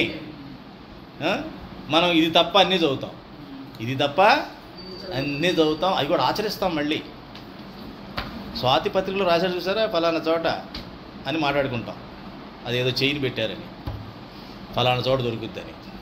లేదా వంట పెట్టారు చూసారా పేజీలో, ఫలానా పేజీలో వంట టాప్ వంట అని మాట్లాడుకుంటాం. ఎందుకమ్మా నేను అంటే ఏంటి? అజ్ఞానంతో అజ్ఞానాన్ని ఆక్సిజన్గా బతికేస్తున్నాం. అంటే మూసి రివర్ పక్కన చూడండి ఎలా బతికేస్తారు వాళ్ళు. మూసి రివర్ పక్కన అంతా కంపే ఉంటుంది, ఆ కంపులోనే బతికేస్తుంటారు వాళ్ళు. అవునా? నిజంగా దానివల్ల రోగాలు వస్తాయి కానీ మంచి జరుగుతుందా?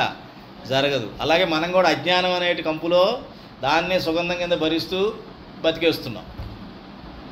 అప్పుడు ఎక్కడికి వెళ్తాం మనం? అది నేను చెప్పను, ఎవరికాళ్ళు తెలుసు, సత్సంగంలో ఉన్నారు కాబట్టి. ఏ లోకాలో మీరు ఊహించుకోండి. నెక్స్ట్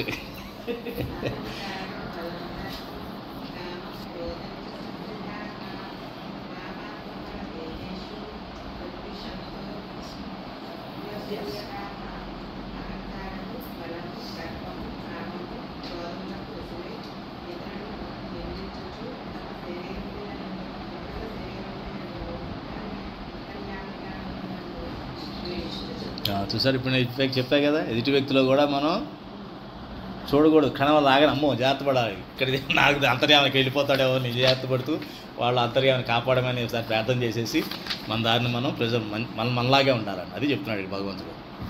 అహంకారం బలం దర్పం కామం క్రోధం చ సంశ్రితాః మామాత్మ పరదేహేషు ప్రద్విషంతోభ్యసూయకాః. అందుకనే ఇప్పుడు కూడా వ్యక్తులు ఎప్పుడు ద్వేషించకూడదమ్మా. మనం ఆ విషయాన్ని విషయం గురించి చర్చించాలి కానీ వ్యక్తిని గురించి మనం చర్చించకూడదు. వ్యక్తిని ఎప్పుడు కూడా మనం, ఎందుకంటే వ్యక్తి నారాయణుడు ఉంటాడు. వాళ్ళు చేసే పనిని ఖండించండి, అందులో వచ్చేటువంటి లాభ నష్టాలు, ఆ నష్టాలు ఏంటో చెప్పండి, విమర్శించండి, తప్పులేదు. కానీ వ్యక్తిని మనం అనడానికి మనం అనకూడదు, మనకు హక్కు లేదు. అదే చెప్తున్నాడు పరమాత్మ ఇక్కడ. ఇతరుల శరీరముల యందు తన శరీరంలో ఉన్న అంతర్యామిగా ఉన్న నన్నే వాళ్ళు ద్వేషిస్తూ ఉంటారు. ఎందుకని? అహం నీకు ఉండొచ్చు నేను అని, కారం ఉండకూడదు. అహం కారం ఉండకూడదు, మోతాదు మించి అహం ఉండకూడదు. అలాగే బలం ఉండొచ్చు. ఎవరిచ్చారు బలం? భగవంతుడు ఇచ్చాడు. నాకే ఎందుకు ఇచ్చాడు? ఏదో భగవత్కార్యం చేయమని అనుకొని ఆయనకి సమర్పించాలి దాన్ని. అలాగే దర్పం మంచిది కాదు. దర్పం అన్నది ఒక రోగం. దర్పం అన్నది ఒక రోగం. ఇది రోగము, ఇది నాకు వచ్చినట్టు తెలుస్తోంది, ఇమ్మీడియట్గా దీన్ని పక్కన పడేయాలి అని అనుకోవాలి. కామము క్రోధము ఈ మరీ డేంజరు. అవి వచ్చినట్టు తెలియదు, అది చేసిన డ్యామేజ్ అంతా అయ్యాక అని తెలియదు, తుఫాన్ వస్తున్నట్టు తెలియదు, అది వెళ్ళిపోయాకని తెలియదు ఎంత డ్యామేజ్ జరిగిందో కదా. మళ్ళీ వీళ్ళంతా విలేకరులంతా వెళ్ళి ఫోటోలు తీసి వీడియోలు తీసి మనకు టీవీలో చూపించేంత వరకు ఆ తుఫాన్ చేసినటువంటి నష్టం ఏంటో మనకి తెలియదు. ఈ కామక్రోధాలు రెండు కూడా తుఫాన్ లాంటివి, ఎంత నష్టం చేస్తాయో మనకు తెలియదు. వాటిని ఎలా చేసావా, వాటి రెండింటిని జీవితంలో కొంచెం అన్నా రానిచ్చావా, పూర్తి నష్టం చేసి వెళ్ళిపోతాయి. ఎంత చేస్తాయి అనేది మనకు తెలియదు. ఈ జన్మ, ఇంకో 100 జన్మలో, ఇంకోటి జన్మలో కూడా నాశనం చేసేస్తాయి. అంటే అంత భయంకర నష్టం చేస్తాయి కామక్రోధాలు వలన. ఇది దానికి వసూలైపోకూడదు అన్నమాట. చేసేవాళ్ళు ఏం చేస్తారంటే ఇతరులను నిందిస్తూ ఉంటారు. ప్రతిదానికి ఇతరులని నిందిస్తూ అంటే ఇతరులని నిందిస్తున్నావు అంటే వాళ్ళలో నారాయణుని నిందిస్తున్నావు అని అర్థం. ఇతరులను నిందించకూడదు, ఇతరులు చేసిన పనులని విమర్శించు. ధర్మం తప్పుతున్నావు జాగ్రత్త, దానివల్ల నువ్వు పతనం అయిపోతావు, నీ ఆత్మ పతనం అయిపోతుంది, జాగ్రత్త సుమా, నువ్వు మానవ జన్మ లక్ష్యాన్ని మర్చిపోతున్నావు, దారి తప్పుతున్నావు, ఇంతవరకు బాగానే బతికావు, ఇంకా నీకు అవకాశం ఉంది ఆయుష్ అయ్యేంత వరకు, దాన్ని సద్వినియోగం చేసుకో, ఇంకా ఎందుకు ఎప్పుడులాగే బతుకుతానంటావు, అప్పుడున్నప్పటికి ఇప్పుడు లేవు, అప్పుడున్న శక్తి నీకు లేదు, అప్పుడు లేని రోగాలన్నీ ఇప్పుడు ఉన్నాయి. ఇప్పుడు కన్నా నువ్వు మనసు పెట్టి భగవంతుడి వైపు దృష్టి మళ్ళించి నువ్వు చేసే కార్యాలు, ఇటువంటి కార్యక్రమాలు, ఇటువంటి తప్పుడు కార్యక్రమాలు, పాపాలు చెయ్యకు అని మనం వాళ్ళు చెప్పొచ్చు. కానీ వాడి ఆత్మ ఉన్నతికి సంబంధించినట్టు విషయాలు చెప్పొచ్చు, కానీ వాళ్ళని నిందించకూడదు. ఏంటి ఇంత వయసు తెలీదా, ఇంత వయసు వచ్చింది, అది ఇది పిచ్చివాగుడు అని వాగకూడదు, పిచ్చిగా వాళ్ళని అనకూడదు. వయసుతో పాటు వస్తుందా జ్ఞానం? వయసుతో పాటు జ్ఞానం రావంటే ప్రహ్లాదుడికి జ్ఞానం రాకూడదు, ధ్రువుడికి రాకూడదు, శంకరాచార్యుడికి రాకూడదు, వీళ్ళు ఎవరికి రాకూడదు. అంతే కదా.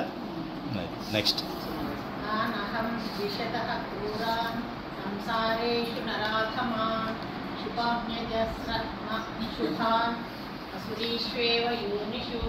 అట్లు ఇతరులను ద్వేషించు పాపాత్ములను పూరులైన నరాధములను వాటికి ఈ సంసారం నందు అసురీ యోనులలోనే నేను పడవేస్తున్నాను. తానహం ద్విషతః క్రూరాన్ సంసారేషు నరాధమాన్ క్షిపామ్యజస్రమశుభాన్ ఆసురీష్వేవ యోనిషు. ఆ ఫలం కూడా చెప్పేశాడు, ఇలాగే ఉంటాను, ఏముందిలే, సుఖంగానే ఉంది, ఆనందంగా ఉంది, డబ్బులు ఉన్నాయి, మదం ఉంది, తర్పం ఉంది, అయితే ఏమి సమాజంలో మంచి పేరు ఉంది, ఎంత హాయిగా ఉన్నాను, అందరూ నాకు తప్పట్లు కొడుతున్నారు, అందరూ నాకు దండం పెడుతున్నారు, అందరూ నాకు గౌరవిస్తున్నారు, చాలా ఆనందాన్ని ఇస్తుంది నాకు, అది క్విక్గా ఉంది నాకు, చాలా బాగుంది, అదేదో ఏంటి ఇదంతా ఎవడ చూడొచ్చాడు అనుకుంటే ఎక్కడ పుడతావని చెప్తున్నాడు. మళ్ళీ నువ్వు పదే పదే పదే పదే సంసార చక్రంలోకి వచ్చి రాక్షసుల జన్మతోనే పుడతావు, రాక్షస బుద్ధులు అలాగే కంటిన్యూ అవుతాయి, నిన్ను నాశనం చేయడం ఇంకెవరి వల్ల కాదు, నువ్వు అధోలోకాలకు నెమ్మదిగా జారిపోతూ ఉంటావు. వచ్చినటువంటి ఒక్కొక్క అదృష్టం కూడా అసురుడు అన్నవాడు మనిషిగా పుట్టే అవకాశం లేదు, ఆ భాగ్యాన్ని నువ్వు కోల్పోతావు అని ఫలం కూడా చెప్పేశాడు. కాబట్టి చాలా జాగ్రత్తగా ఉండాలి. ఇదంతా స్వీట్ పాయిజన్ అనమాట, బయట కనబడేదంతా కూడా తీయనైన విషము, అది గ్రహించాలి. తీయగా అనిపిస్తుంది కదా అని తినేయకూడదు. ఇది విషమా, పరమాత్మ ఇచ్చినటువంటి ప్రసాదమా? పరమాత్మ ఇచ్చిన ప్రసాదం కూడా తీయగానే ఉంటుంది కదా, అదైతే మనకేం నష్టం చేయదు సరికదా, మనల్ని ఉద్ధరిస్తుంది, మనలో నారాయణుని మనలో పెట్టి మనల్ని ఉద్ధరిస్తుంది. అలా కాకుండా ఈ స్వీట్ తిన్నామంటే, లోకానికి సంబంధించి స్వీట్ తిన్నామంటే అది విషం అయిపోయి మనల్ని నాశనం చేసేస్తుంది. ఆ నాశనం ఏ రకంగా ఉంటుందంటే ఎవరికి చెప్పుకున్నా వినపడదు, ఎవరికి పిశాచాలు అంతే కదా, అటు శరీరం ఉండదు, ఏడుస్తుంటాయి, చెప్తాం ట్రై చేస్తాయి, ఎవడో చెప్తో తెలియదు, నోరు లేదు, అలాగే పరిస్థితి మనకు కూడా కలుగుతూ ఉంటుంది. భూమి మీద ఉండగానే నీ మాట చెప్పుకుందామంటే అమ్మ లేదు, నాన్న లేడు, ఆడు ఉన్నా వినరు, పిల్లలు అసలు వినరు, ఫ్రెండ్స్ వినరు, పక్కన ఇంట్లో వాళ్ళు వినరు, ఎవరు నీ బాధని, నీ లోపల ఉన్నటువంటి సంఘర్షణని వినే నాథుడే ఉండడు. ఇక ఉండేదల్లా ఎవరు? పరమాత్మ. కాబట్టి పరమాత్మ సన్నిధికి ఎక్కువ వెళ్తూ ఉంటే ఒకటి రాలిపోతాయి. అలా అది దానికి సంబంధించినటువంటి పరిష్కారము అని ఇప్పుడు చెప్పబోతాడు. నెక్స్ట్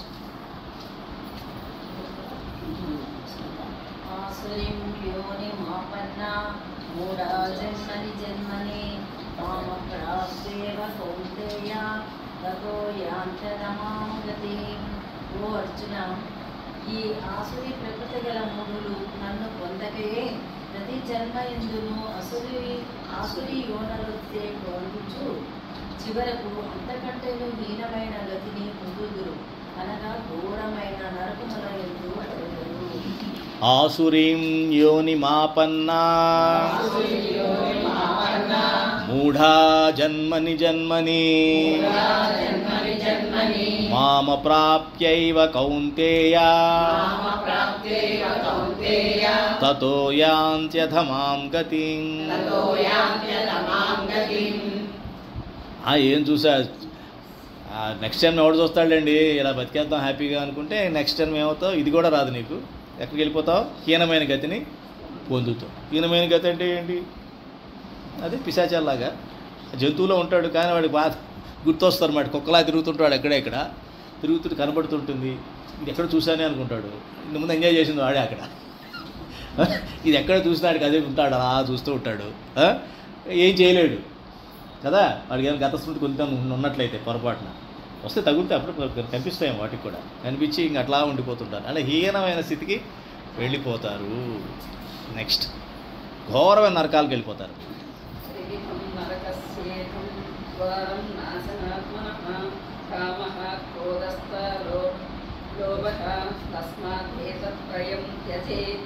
కామక్రోధలోభములు అనే ఈ మూడును నరకద్వారము అవి ఆత్మనాశనముకు కారణములు, అనగా మనుషుని అధోగత్వాలు చేయునవి, కనుక ఈ మూడింటిని త్యజింపవలెను.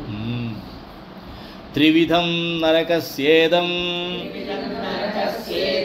ద్వారం నాశనమాత్మనః కామః క్రోధస్తథా లోభః తస్మాదేతత్రయం త్యజేత్. కామ క్రోధ లోభములు అనే మూడు కూడా నరకానికి ద్వారములు, ఆత్మనాశనమునకు కారణములు. అంటే మనిషిని అధోగతి పాలు చేస్తావి కనుక ఈ మూడింటిని ఛేదించవలెను. చూసారు ఎంత కష్టమైన పరీక్ష. ఇది ఎలాంటిదంటే పరీక్ష హాల్కి వెళ్ళేటప్పుడు మానవజన్మ ఎలాంటిదంటే పరీక్ష హాల్కి పెట్టేస్తున్నాడు భగవంతుడు. కాపీ కొట్టకూడదు, పక్కడితో మాట్లాడకూడదు, నీకు ఏది గుర్తుందో అదే రాయాలి. అవునా? మన భగవంతుడు మనం ఏం ప్రార్థించాలన్నప్పుడు పరీక్షలకు వెళ్ళే ముందు? భగవంతుడా చదువుకునేటప్పుడు సరిగ్గా అర్థమయ్యేటటువంటి జ్ఞానం నాకు వచ్చేలాగా, నాకు నా బుద్ధి స్థిరంగా ఉండేలా చూడు.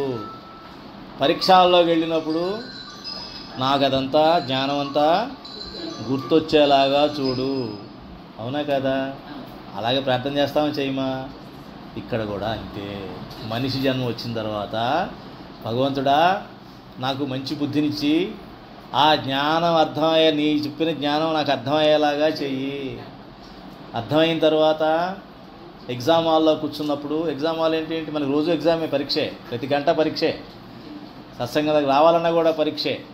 వర్షం అడ్డు, ఇంట్లో వాళ్ళు అడ్డు, గేయో వస్తాయి, టీవీలో మంచి సీరియలు, లేకపోతే ఎలక్షన్ న్యూసు, లేకపోతే ఎన్నికల న్యూసు, లేకపోతే వంట వార్పు, లేకపోతే ఏ ఉంటాయి అక్కడ ఆ టైంలో ఏదో ఇవన్నీ ఉంటాయి. అవన్నీ అడ్డులే. ఇవేమీ లేకుండా నన్ను ఆ టైంకి ఆ జ్ఞానం వచ్చేలాగా, అంటే దేనికి ప్రయారిటీ ఇవ్వాలో వివేకమైన శక్తి నాకు ఉండేలాగా నన్ను అనుగ్రహించు అని కోరుకున్నవాడే ఈ ఆసురి లక్షణాలు దాటగలుగుతాడు. లేదు అంటే అందులో ఎక్కడ పడిపోతాడో ఎప్పుడు పడిపోతాడో తెలియదు. ఒక్కసారి అలా పడ్డాడంటే లోయలోకి వెళ్ళిపోతాడు. కేదార్నాథ్కి వెళ్ళి చూసారు, ఒక జస్ట్ ఇలా పక్క అట్లా కాలు ఇలా పెట్టాడంటే ఎక్కడికి వెళ్ళిపోతాడో వాడికే తెలియదు. ఆ పరిస్థితి వచ్చేస్తుంది. నెక్స్ట్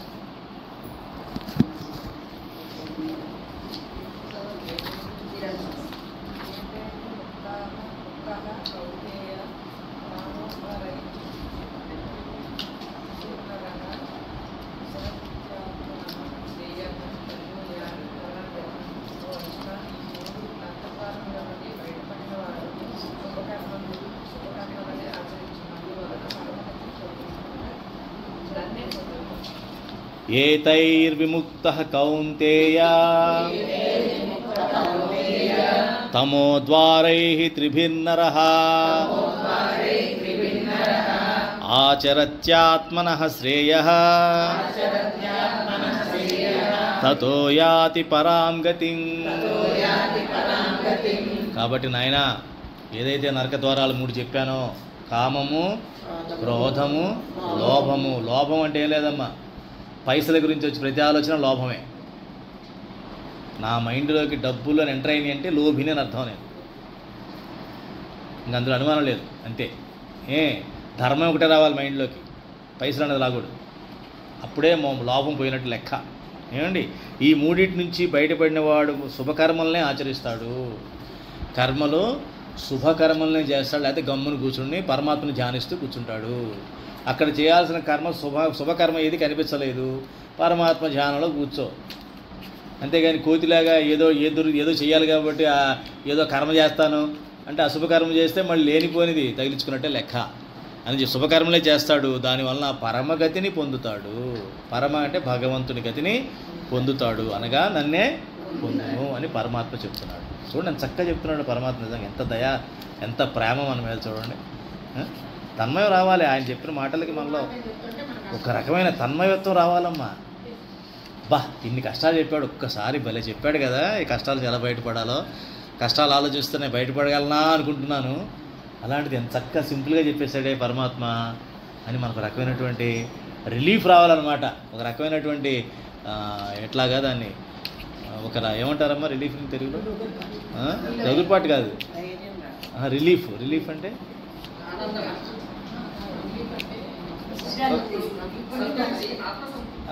కష్టం నుంచి బయటపడినటువంటి ఇదన్నమాట. తేలికపడ్డం, మనసు తేలికపడుతుంది అన్నమాట.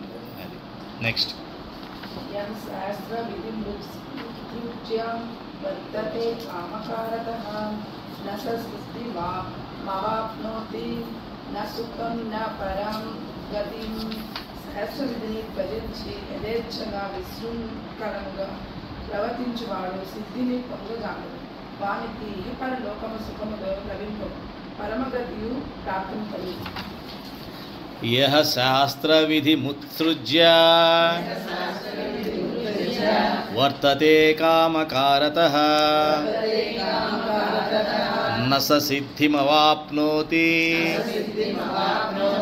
న సుఖం న పరాం గతిం. కాబట్టి శాస్త్రం చెప్పినట్టుగా శాస్త్ర విధులను కనుక మనం వదిలేస్తే యథేచ్ఛగా విశృంఖలంగా ఇప్పుడు ఏది కనపడే దాని వెనకాల వెళ్ళిపోతూ ఉంటే ప్రవర్తిస్తూ ఉంటే సిద్ధిని పొందడు. వాడికి ఇహంలోనూ సుఖం ఉండదు, పరంలోనూ సుఖం ఉండదు, పరమగతి అసలు దొరకదు. కాబట్టి ఒకటే ఉదాహరణ, మనం ఈ భూమిపైన స్వామినారాయణ సంప్రదాయాలు చెప్పేది అదే. అది నాకు బాగా నచ్చింది, అందుకే దాంట్లో ఉన్నాను. నువ్వు ఎప్పుడో ఎక్కడో అక్షరధామంలో ఆనందంగా ఉంటావు అన్నది కాదు, ఆనందంతో ఇక్కడ ఉండడమే నీకు ప్రాక్టీస్. ఇక్కడ నీకు అలా ఉండగలిగితేనే నీ కంటిన్యూటీ వచ్చేస్తుంది. ఆ మరణం అన్నది పెద్ద పట్టింపు ఉండదు. ఇంకా అది ఎవరికి కావాలి మరణం అన్నది? ఆనందం కంటిన్యూ అవుతుంది కదా, అవునా కదా? ఇటు వెళ్తానో ఏమిటో తెలియని భయం ఉన్నప్పుడు మరణం గిరణం భయం వేస్తాయి. ఏమీ లేనప్పుడు శుభ్రంగా ఇక్కడ ఎలా ఉన్నాను అదే ఆయన అనుభవిస్తున్నాను అనుకోండి, అదే హాయి కంటిన్యూ అవుతుంది అక్కడ. అంతకన్నా 10 రెట్లు 100 రెట్లు కంటిన్యూ అవుతుంది. అది మనం గమనించి అదే చెప్తున్నాడు ఇక్కడ పరమాత్మ. ఏమంటున్నాడు? ఇహంలోనూ సుఖం ఉంటుంది నీకు, పరంలోనూ సుఖం ఉంటుంది. కానీ మీరు ఈ విషయం బయట వాళ్ళు చెప్పారనుకో, ఇహ సుఖమా, ఎన్ని 100 కోట్లు ఉన్నాయండి మీ దగ్గర అంటాడు. అది కాదురా సుఖం అంటే అర్థం కాదు వాడికి, వాడితో మాట్లాడకూడదు. ఈ విషయాలు వాళ్ళతో చర్చించకూడదు, అర్థమైందా? వాళ్ళతో చర్చించాల్సిన షాద్నగర్లో ప్లాటు, అమరావతిలో ప్లాటు మాట్లాడాలి వాళ్ళతో, అంతేగాని మిగతా ఈ విషయాలు మాట్లాడకూడదు. ఈ విషయాలు మాట్లాడితే వాడు మనం లాగేస్తాడు అందులోకి. అమ్మా అలాగే అసలు ఈ విషయాలే మాట్లాడకూడదు. పని ఉంది అలా అని చెప్పాలి. అంటే అలా చెప్పుకోవాలి జాగ్రత్తగా. తప్పించుకు తిరుగువాడు ధన్యుడు సుమతి అన్నట్టుగా ఆ రకంగా ఉండాలన్నమాట. అందుకని ఇహ సుఖం అంటే ఈ యొక్క పరమాత్మ సుఖాన్ని ఎవరైతే ఇహంలో అనుభవించగలగడం ప్రసాదన చేస్తారో, రుచి చూస్తారో, వాళ్ళకి పరంలో సుఖం కూడా వస్తుంది. ఈ సుఖాన్ని వదులుకోవద్దు. చాలామంది ఏమనుకుంటారంటే పోయాగా వచ్చే సుఖం ఎవడు తోడొచ్చాడు అంటాడు. ఇక్కడ ఉండవాయా ఆ సుఖాన్ని? పరమాత్మ బిడ్డగా ఇక్కడ పూజ చేసుకొని నువ్వు ఏమయ్యా నువ్వు ఎవరు అబ్బాయివి? ఫలానా జమీందారు గారు అబ్బాయిని. అలా అనిపించట్లేదే? అంతే కదా. నీ ప్రవర్తన లేదు, భాష లేదు, నీ భాషం లేదు, నువ్వు వేసిన వేషాలన్నీ అట్టయి అనిపించట్లేదు అంటాడు. అవునా? మీరు పరమాత్మ బిడ్డ సంతానంగా ప్రూవ్ చేయండి భూమి మీద చెప్తున్నాడు శ్రీకృష్ణ పరమాత్మ. ఇహంలోనూ సుఖంగా ఉండాలంటే నన్ను శాస్త్రవిహితమైనటువంటి పనులు చేయి. పరమాత్మ ఏం చెప్పాడో అదే ఆలోచించు, పరమాత్మనే ధ్యానించు. నీ యొక్క విషయాలని విషయంలాగా చూసి విషయాన్ని కొన్నాళ్ళు విషయంగా చూడాల్సి వస్తుంది, ఒక్కోసారి విషయంగా చూడాల్సి వస్తుంది, ఒక్కోసారి దాన్ని వరంగా భావించకు. విషయం అన్నది ఏది వరం అయితే కాదు, అది కేవలం నీ మేలు కోసం అయితే లేదు, నీ అవసరాలు తీర్చడం కోసం వరకే ఉంది ఆ విషయం అన్నది. దాని అంతవరకే వాడుకో, అంతే, దానికి లోబడవద్దు అని చెప్తున్నాడు. కాబట్టి పరమగతి పొందాలంటే ఇహంలో సుఖం మీరు రుచి చూడాలి, పరసుఖం కూడా వస్తుంది, పరలోకంలో కూడా పరమగతి కూడా వస్తుంది. బంపర్ లాటరీ, ఒకే టికెట్కి 3. నెక్స్ట్ శాస్త్రం ప్రమాణంతే కార్య వ్యవస్థితౌ జ్ఞాత్వా శాస్త్ర విధానోక్తం కర్మ కర్తవ్యమర్హసి. కర్తవ్యములను నిర్ణయించుటకు శాస్త్రమే ప్రమాణము కనుక శాస్త్రోక్త కర్మలను గూర్చి బాగుగా తెలుసుకొని అట్టి కర్మలను ఆచరించు. తస్మాత్ శాస్త్రం ప్రమాణం తే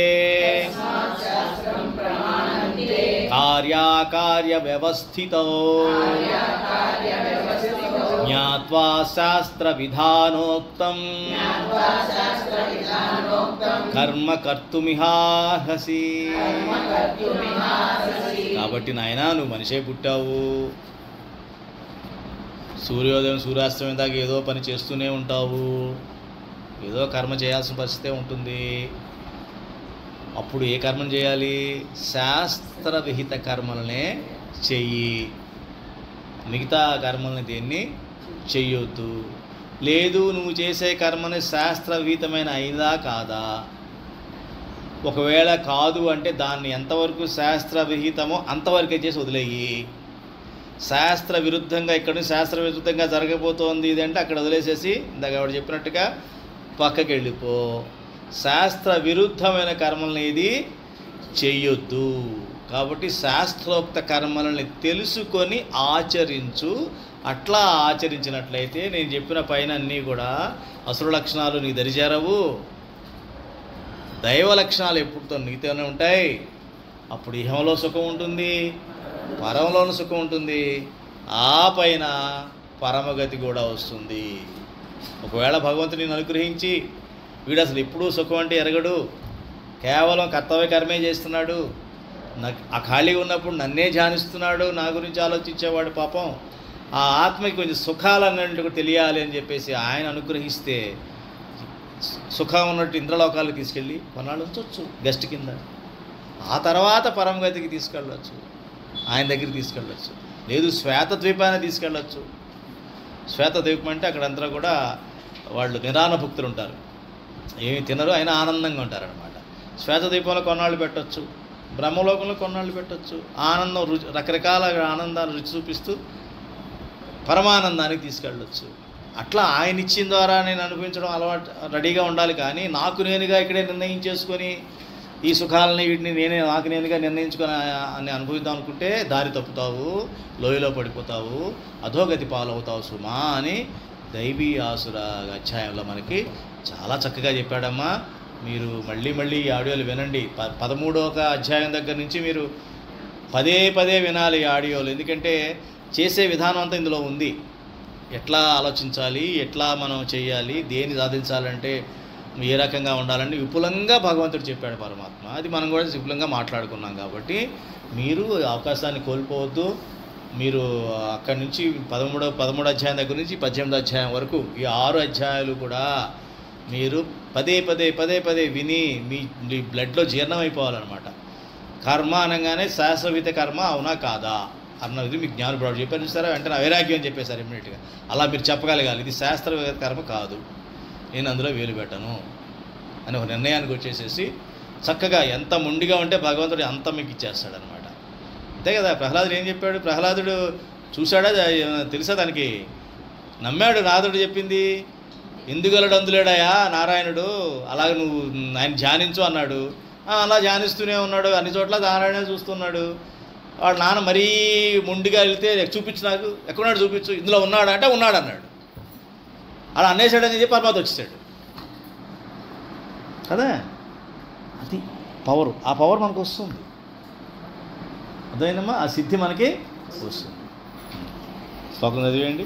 ఓం తత్సదితి శ్రీమద్భగవద్గీతాసు ఉపనిషత్సు బ్రహ్మ విద్యాయాం యోగశాస్త్రే శ్రీకృష్ణార్జున సంవాదే దైవాసుర సంపత్ విభాగయోగో నామ షోడశోధ్యాయః. జై శ్రీకృష్ణ. శాంతి పాఠం అమ్మా.